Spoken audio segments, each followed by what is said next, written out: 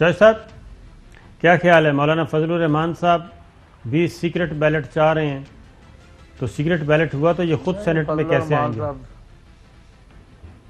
ان کا میں کہہ رہا ہوں کہ پچھلے 6 مہینے کے تمام لوگ جو ہے نا ان کے بیانات کو دیکھ لیں. ابھی محترمہ نے ایک بات کی ہے، گھنٹے بعد کچھ اس کے بالکل ہی برعکس کہے گی اور پھر بھی کوئی شرمندگی محسوس نہیں کریں گی. یہی فضل الرحمان صاحب کا موقف ہے، یہی بلاول صاحب کا ہے. ان کی کن باتوں پر اعتبار کریں؟ بالکل صحیح ہے. کبھی یہ سیکرٹ چاہتے ہیں، کہیں بھی اوپن چاہتے ہیں، کبھی جدھر سوٹ کرے وہ ادھر.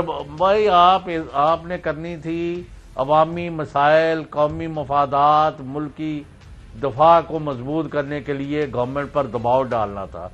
آپ اس طرف نہیں آئے. وزیر اعظم کا استعفیٰ لے لو، اس کو لے لو، اس کو لے لو. اگر وہ رہ گیا تو ہماری موت ہے، لہذا وہ اس کام میں لگے ہوئے ہیں. یعنی یہ 2.5 سال تو آپ نے دیکھ لیا نا پہلے دن سے. یعنی 272 کا الیکشن ہوا ہے ڈائریکٹلی، 23 ان کی ساری پٹیشنز آئی ہیں.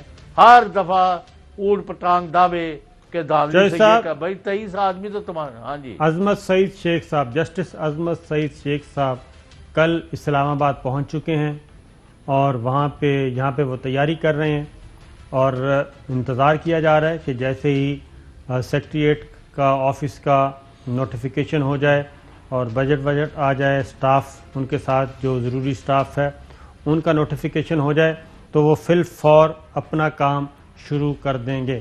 اور اطلاعات یہ ہیں کہ جسٹس عظمت سعید شیخ صاحب کافی حوصلے میں ہیں اور جو کچھ بھی پی ڈی ایم اس دوران بیان بازی کرتی رہی ہے وہ کہتے ہیں کہ مجھے اس سے کوئی فرق نہیں پڑتا، میں نے تو آئین اور قانون کے مطابق اپنا کام کرنا ہے.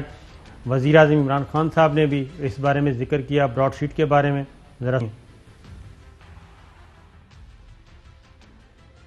یہ جو براڈ شیٹ ہے یہ کیا چیز ہے کہ اس کے اندر پتہ چل گیا ان کے پیسے دونوں کو این آر او دے دیا، سر محل اس کو این آر او دے دیا، این آر او دے کے وہ بھی آصف زرداری نے پیسے رکھ لیے. 60 ملین سوئٹزرلینڈ میں پڑے ہوئے تھے، وہ این آر او دے کے وہ اپنی جیب میں. ہدایبہ پیپر ملک سارا اوپن اینڈ شٹ کیس تھا، این آر او دے کے، اور وہ جو اس کی بات پراپرٹیز پکڑی براڈ شیٹ میں وہ ساری معاف ہو گئی. جسٹس سعید کو اس لیے رکھا ہے کیونکہ وہ سمجھتے ہیں، وہ نیب کے پروسیکیوٹر رہ چکے ہیں تو وہ یہ سمجھتے ہیں دونوں کیسز کا. اور براڈ شیٹ کی ٹرم اور ریفرنس ان کے میں بتا دیتا ہوں کیونکہ یہ کافی پریشان تھے، خاص طور پہ دونوں پارٹیز کی جو لیڈرشپ ہے وہ پریشان تھی کہ یہ کیا ہو رہا ہے. اس کی ایک شک ہے، شک جی. یہ ہے سال 1990 سے اب تک بیرون ملک غیر قانونی طور پر منتقل رقم یا غیر قانونی اثاثوں کی ریکوری سے متعلق ایسے تمام واقعات اور مقدمات کی نشاندہی کرنا جن میں حکومت پاکستان نے پیروی کی لیکن بعد میں انہیں بغیر کسی وجہ یا معقول جواز کے بند کر دیا گیا، روک دیا گیا یا دستبرداری اختیار کی گئی جس سے ملک کو غیر معمولی نقصان اٹھانا پڑا. تو ایک تو چوہے صاحب اس بارے میں کلیئر ہے کہ یہ صرف جو تحقیقاتی کمیشن بنا ہے اور اس کے ٹی او آرز ہیں یہ صرف براڈ شیٹ سے متعلق معاملے تک محدود نہیں رہے گا، بلکہ یہ 1990 سے اس میں صلح حدیبیہ کہہ رہا ہوں، حدیبیہ پیپر ملز بھی آتی ہے اور اس میں سوئس اکاؤنٹس بھی آتے ہیں، اس میں سرے محل بھی آتا ہے. یہ سارے کا سارا 1990 سے یہ کھاتے کھولے جائیں گے اور اب تک کی سارے جو قضیے ہیں وہ اس میں سمیٹے جائیں گے. تو یہ صرف براڈ شیٹ تک محدود نہیں رہے گا. جج صاحب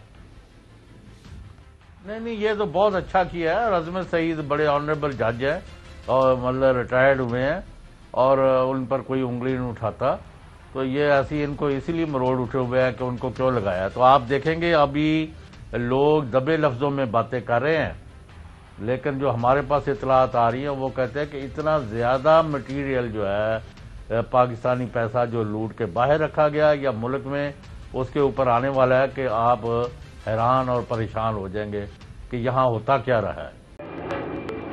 Fly with PIA and save gold. Register now. Scan QR code and register yourself to get gold and loyalty benefits. Powered by ARY Sahulat Wallet.